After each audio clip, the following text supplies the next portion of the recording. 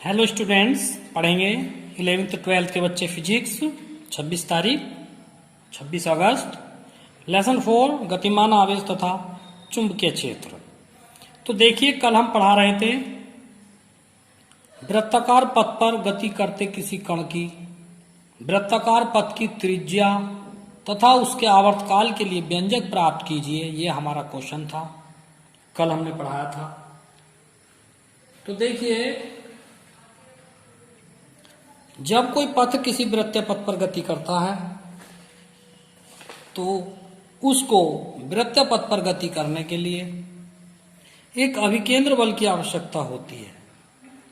कल हमने आपको बताया था अभिकेंद्र बल क्या होता है।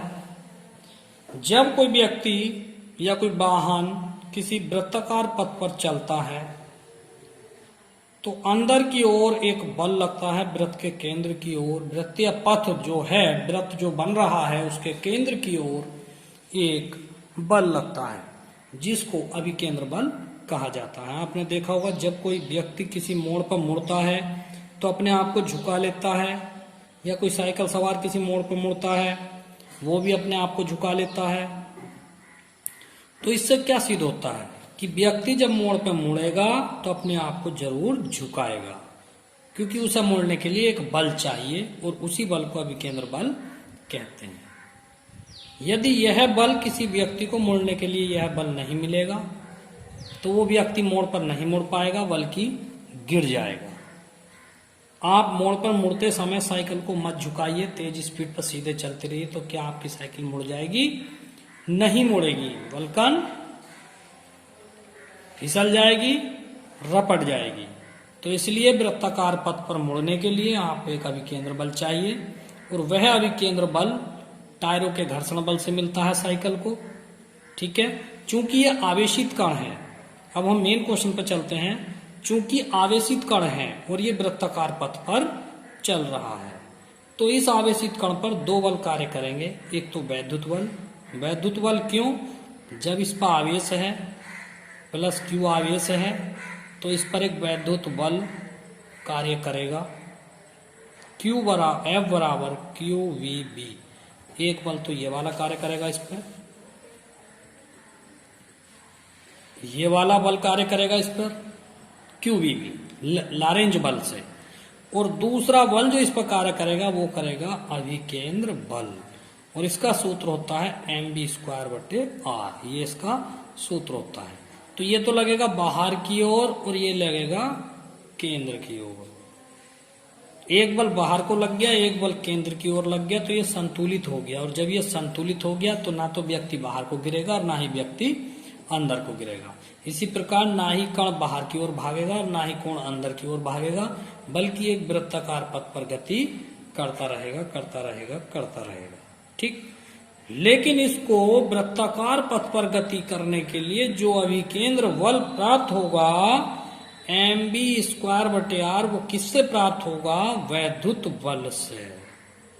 ठीक, यानी कि QVB बराबर mv²/r। इससे ये दोनों बल आपस में बराबर होंगे, तभी जो है कोई भी वस्तु संतुलित रहेगी। तो आइए, तो अभिकेंद्र बल F बराबर mv²/r, ये समीकरण 1 है। परंतु लारेंज बल, जब कण आवेशित है तो उस पर एक बल वैद्युत बल भी लगेगा, F बराबर QVB। समीकरण नंबर 2, ये दोनों F बराबर हैं तो समीकरण में 1 व 2 से QVB बराबर हो गया mv²/r। ये दोनों F रख दिए, वैद्युत बल और अभिकेंद्र बल दोनों रख दिए। ये तो है वैद्युत बल और ये है अभिकेंद्र बल। ये दोनों आपस में बराबर कर दिए तो QVB बराबर mv²/r, ये आ गया। उसके बाद देखिए, V से V काट देंगे, यहाँ दो घात है V की, ये V² है, ये V है, तो एक घात ये कट गई, तो QB बचेगा यहाँ पर और mv/r बचेगा। तो r यहाँ ले गए, QB यहाँ पे आ गया। तो यह वृत्ताकार पथ की त्रिज्या का व्यंजक आपको प्राप्त हो गया है। इसको समीकरण 1 मान लिया है। अब आगे के लिए, अब आवर्तकाल के लिए हल करेंगे। देखिए, जब कण वृत्ताकार पथ पर गति करता है तो उसमें गतिज ऊर्जा होती है। जब ये गति करेगा, वृत्ताकार पथ पर चलेगा, तो यह जो है इसमें गतिज ऊर्जा उत्पन्न हो जाएगी। और ये गतिज ऊर्जा कितनी होगी, देखिए इसको हल करते हैं। अब यहाँ देखिए लाइन खींच दी है मैंने, तो यहाँ से नीचे नहीं चलना है, आपको साइड में आ जाना है। देखिए ये तो गतिज ऊर्जा का सूत्र हम जानते हैं, गतिज ऊर्जा बराबर हाफ mv²। बहुत पुरानी सूत्र है ये, कक्षा 7-8 से चलने लगता है। गतिज ऊर्जा को कैसे प्रदर्शित करते हैं, k बराबर हाफ mv² बटे का 2 k की तरफ आ जाएगा, 2k बराबर mv²। अब v² को ले जाएंगे तो ये गुणा का m2k के बटे में आ जाएगा, तो v² बराबर 2k बटे m हो जाता है। यहां से वर्ग हटेगा तो इस पर वर्ग मूल चढ़ेगा, v का मान समीकरण 1 में रख देंगे वापस।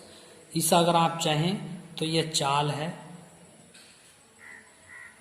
यह है चाल, यह कण की चाल का सूत्र है, कण की चाल का सूत्र है। अगर आप इसको याद करना चाहें तो ये कण की चाल का सूत्र आ गया।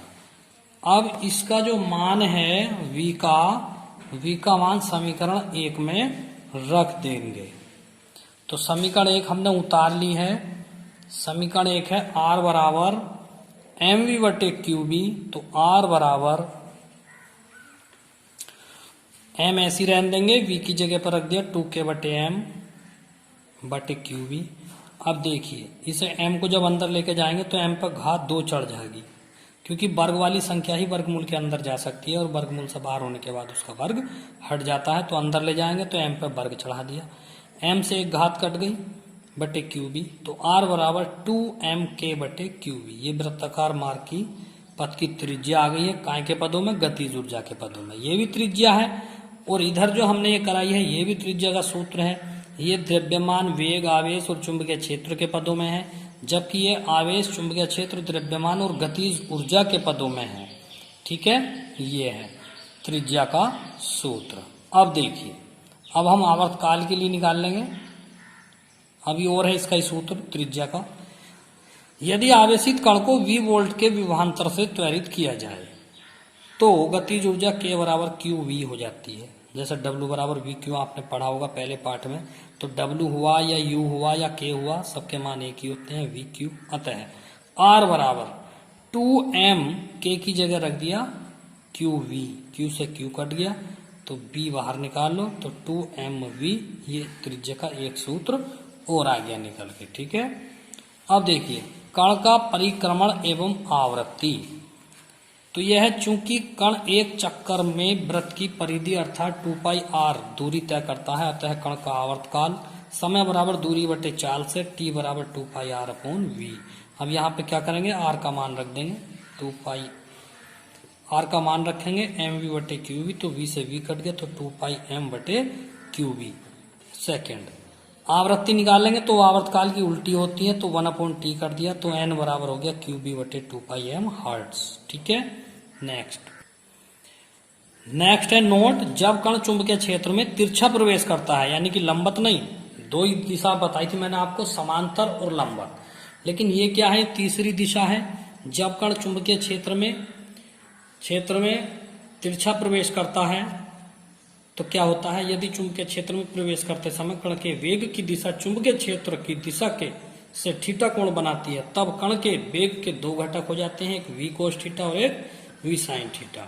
तो v cos थीटा लंबत घटक होने के कारण निरस्त हो जाएंगे और v sin थीटा समांतर घटक होने के कारण ये जुड़ जाएंगे। अतः कुंडली में वृत्तीय पथ की त्रिज्या r बराबर mv sin थीटा बटे qv, ये आ गया।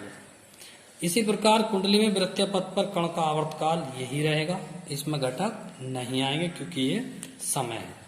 नेक्स्ट क्वेश्चन आपका आता है, पथ की पिच से आप क्या समझते हैं। तो देखिए, एक वृत्ताकार चक्कर पूरा करने में कण द्वारा चुंबकीय क्षेत्र में चली गई दूरी को पथ का पिच कहते हैं। अर्थात एक चक्कर में चुंबकीय क्षेत्र में कोई कण एक चक्कर में जितनी दूरी चलेगा वह उसका पिच कहलाएगा। पथ का पिच कहलाती है। ठीक है, इसे पी से प्रदर्शित करते हैं तो पिच बराबर हो गई आवर्तकाल गुणा कण का वेग, यानी कि वही वाला सूत्र है इसका, दूरी बराबर होता है चाल गुणा समय, चाल गुणा समय, ये में सूत्र लगा है, बस वही है, दूरी बराबर समय गुणा चाल, तो v cos थीटा। टी का मान लगा दिया यहाँ से 2πm/qb और गुणा v cos थीटा, बस इसको सीधा करके लिख दिया है 2πmv cos थीटा/qb। ठीक है, आज के लिए इतना ही काफी है, बाकी कल पढ़ाएंगे। Thank you. सभी बच्चे पढ़ें और वर्क चेक कराएं। धन्यवाद।